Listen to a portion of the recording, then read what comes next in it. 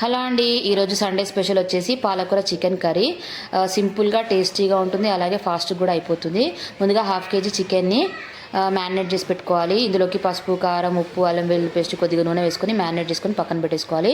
ఒక 5 కట్టల పాలకూర, ఒక సొయ్యకూర, ఒక మెంతం కూర కట్ట తీసుకొని సన్నగా తరుక్కొని ఒక 2-3 టైమ్స్ వాష్ చేసుకొని పక్కన పెట్టేసుకోవాలి. ఒక కుక్కర్లోకి 2 స్పూన్స్ ఆయిల్ వేసేసుకొని ఒక పెద్ద సైజు ఆనియన్, ఒక 4-5 పచ్చిమిర్చి ముక్కలు వేసేసుకొని ఇది వేగిన తర్వాత ఇందులోకి కొద్దిగా అల్లం వెల్లుల్లి పేస్ట్ వేసేసుకొని మ్యారినేట్ చేసి పెట్టుకున్న చికెన్ కూడా వేసేసుకొని వేయించుకోవాలి. ఇది వేగిన తర్వాత పాలకూర కూడా వేసుకొని దాంట్లో నుంచి నీరంతా కూడా రావాలన్నమాట. ఎక్స్ట్రా వాటర్ ఏమి యాడ్ చేయ అవసరం లేదు, దీంట్లోనే నీరు అంతా వస్తుంది. ఇందులోకి కొద్దిగా కొత్తిమీర, కరివేపాకు కూడా వేసేసుకొని 2 విజిల్స్ వచ్చేంత వరకు ఉడికించుకోవాలి. మూత తీసిన తర్వాత వాటర్ ఏమైనా ఉంటే స్టవ్ మీద పెట్టి వాటర్ అంతా ఎగిరిపోయేంత వరకు ఉడికించుకోవాలి. అంతే అండి, ఎంతో టేస్టీగా ఉండే పాలకూర చికెన్ రెడీ. ఒకసారి ఈ స్టైల్లో ట్రై చేయండి, చాలా బాగుంటుంది. మీకు ఎలా వచ్చిందో కామెంట్ చేయండి. ఓకే అండి, బాయ్ బాయ్.